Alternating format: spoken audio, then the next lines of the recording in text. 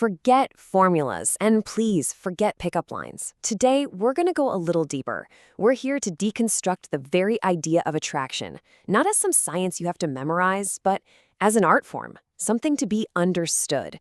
We're here to explore the architecture of desire. So let's just start with the most basic question, right? Is attraction a choice? Think about it for a second. And the answer, pretty unequivocally, is no. You can't be logically talked into feeling desire, and you can't talk someone else into it either. It's not a negotiation. It's a primal emotional reaction. It's like a switch getting flipped, not a box on a checklist that gets ticked. Okay, so if we want to understand why attraction feels so, beyond our conscious control, we've got to go straight to the source. We need to look at the part of the brain that's really running the show here. And this isn't about logic, it's not about reason, it's about this deep, primal engine called the limbic system. And this, right here, is the essential truth. The limbic system, your emotional brain, it doesn't listen to reason. It just feels. It responds to what it sees. So when someone observes truly attractive traits in another person, I'm not just talking about confidence, but that real social intelligence, that charm, that ability to navigate a room with ease, well, their instinctual triggers for attraction just fire off.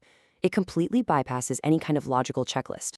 All right, with that foundation in place, let's build our first principle. And you can think of it in design terms. It's all about mastering rhythm and really embracing negative space. It's about recognizing the single most common mistake in almost any human interaction, what I call the illusion of haste. Think about it like this. Imagine you just planted a seed. You did all the work, you prepared the soil, you found the perfect spot of light. Now, what does it need? It needs patience. If you get all obsessive and you water it 20 times a day, just desperate for it to grow, you're just going to drown it. Well, haste, which is almost always born from a sense of neediness, does the exact same thing to attraction. See, haste is the enemy of desire because it just dismantles the entire architecture. It kills any sense of mystery. It makes you totally predictable. And what that signals is that your time and your attention don't really have much value. You end up just over-saturating the whole interaction until all that potential is just washed away. The real art is spending less time, but making sure that that time has a much, much greater emotional impact. So that leads us perfectly into our second principle, which is all about impact over volume. This is about fundamentally changing the way you communicate. You see, most people, they just exchange data. The truly magnetic person, they generate feeling. I mean, just look at this contrast. On one side, you've got the interview. You know this one. It's a sterile back and forth of facts. Where do you work? What did you study? It's like you're reading a biography. You're not making a connection. But on the other side, you have an experience. When they ask what you do and you say something like, I'm a spy on my day off, you've just broken out of the logical box. You've injected playfulness, a little mystery. You've created a feeling, and feelings are what people remember. Okay, our third principle is a really powerful shift in your mindset.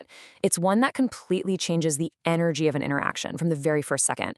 It's about skipping past all those stiff, formal protocols we use with strangers, and instead assuming the immediate comfort and familiarity of an old friend. The energy you bring into a room, it's everything. You know that formal, stiff approach? It just puts up a wall. It's awkward, it's uncomfortable for everybody. But when you talk to someone with the relaxed ease you'd have with an old friend, you're giving them permission to do the same thing. When you're relaxed, they relax. Their guard comes down, and a real, authentic connection can finally start to happen. All right, now let's get into one of the most misunderstood but absolutely essential elements, the spark. This is the art of creating playful tension, and honestly, it's often the one thing that separates the forgettable nice person from the one who creates a truly unforgettable impression. This example, it really says it all. The nice guy response, it's logical, it's safe, and it generates zero emotional spark. It's an attempt to impress. But the attractive response, it's playful, it's confident, and it's a little bit challenging. It assumes a level of comfort where a little teasing is okay, and it creates a spark of fun. It shows that social intelligence we were talking about earlier. Look, it's not about being disrespectful, it's about being fun. And now, we've arrived at the fifth and final principle. And I gotta tell you, this is the one. This is the foundation that everything else is built on. It's the source of real magnetism, real power in any interaction. It is the art of detachment. So what does that actually mean? It means letting go. letting go of needing any specific result, a phone number, a date, whatever. It's about shifting your entire energy from one of trying to take something from them to one of simply experiencing the moment with them. This is a mindset of abundance. It's a quiet confidence that you are already whole, you're already complete, all on your own. When you master this detachment, it creates this profound shift in the dynamic. You are no longer the pursuer. You stop chasing. And instead, you become the prize. You become the one who's evaluating, the one who's choosing, and the one who's discovering if they happen to meet your standards. And let's be really clear here. Being the prize isn't about being arrogant. It's about self-worth. It means you're actually looking for a genuine connection, something beyond the superficial. Are they kind to the waiter? Do they actually have a sense of humor? Do their values line up with yours? You're no longer just trying to be chosen. You are now the one who is actively choosing. And so we end with this beautiful paradox. The moment you stop needing a specific outcome from an interaction, that's the very moment you become free to be your most authentic, playful, and present self. And it's that freedom, that complete detachment, that becomes the most powerfully attractive quality of all. So the only question left is, are you brave enough to let go?